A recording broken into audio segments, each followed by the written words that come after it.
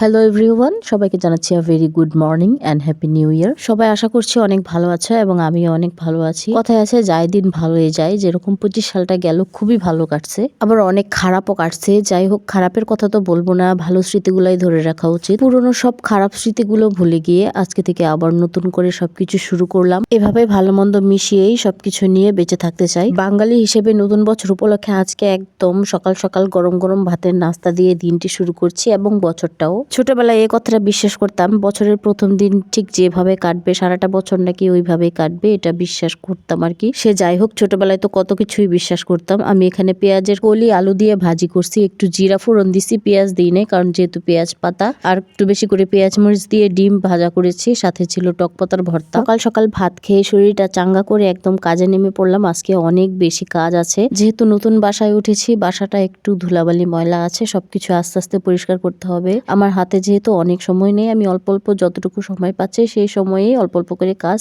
আগাচ্ছি। ঘুম থেকে উঠে যদি সবার আগে বিছানাটা গোছাতে পারি তাহলে মনে হয় যে 80% কাজ কমপ্লিট হয়ে গেছে। যদি আজকে অনেক বেশি বড়লোক হইতাম, অনেক বেশি না অল্প একটু বড়লোকও যদি হইতাম, ঘরে যদি একটু মানুষজন থাকতো কাজ টাজ করার, তাহলে হয়তো আমি একটু মেকআপ করে শাড়ি টাড়ি পরে একটু ঘুরতে যাইতে পারতাম। কিন্তু কপাল আসলে এরকমই, কোনো ওকেশনে পারি না, এরকম কপাল হয় না যে একটু সাজুগুজু কইরা ঘুরতে যাই। হয় ডিউটি থাকে, নয় ঘরের কাজ থাকে, অথবা কোনো সঙ্গী নাই ঘোরার মতো। আজকে 2 দিন ধরে মোটামুটি রোদ উঠতেছে, তবে গতকাল থেকে আজকে অনেক সুন্দর রোদ উঠছে, পরিবেশটা আজকে অনেক বেশি সুন্দর। এই ব্যালকনির গ্রিল গুলাতে একটু বালু বালু আছে, এগুলো আমি এখন পরিষ্কার করতেছি, যেহেতু নতুন গ্রিল আর হালকা একটু ধুলাবালি একটু ভিজা তেনা দিয়ে ঘষা দিলেই উঠে যাচ্ছে। বারান্দার গ্রিলটা অনেক বেশি উঁচু, এই জন্য গ্রিলের উপর উঠে আমাকে মুছতে হইতেছে।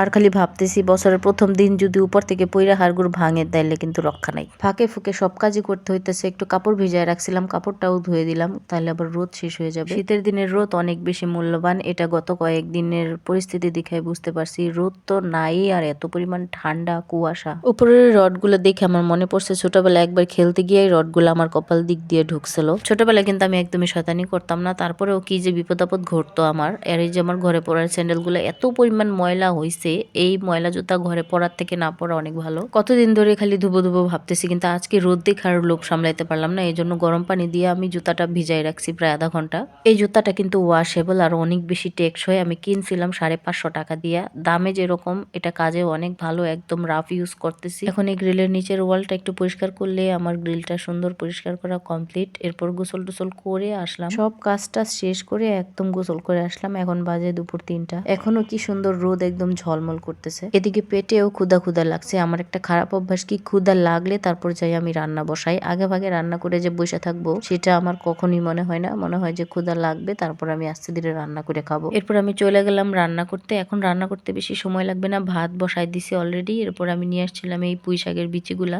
যাই হোক, বিচিগুলো একটু কাইটটা ছোট ছোট কইরা আমি রান্না বান্না শেষ করলাম। পেঁয়াজ কলি ভাজিটা যেভাবে রান্না করছি এটাও ঠিক একইভাবে রান্না করছি, খালি এখানে একটু পেঁয়াজ দিছিলাম আর সাথে কাতলা মাছ দিয়ে আলু দিয়ে একটু ঝোল তরকারি রান্না করছি। তো এই ছিল আমার আজকে সারাদিনের ব্লগ ভিডিও। সবাই ভালো থাকবেন, সুস্থ থাকবেন, দেখা হবে পরবর্তী কোনো এক ভিডিওতে। নতুন বছর সবার ভালো কাটুক, টাটা বাই বাই।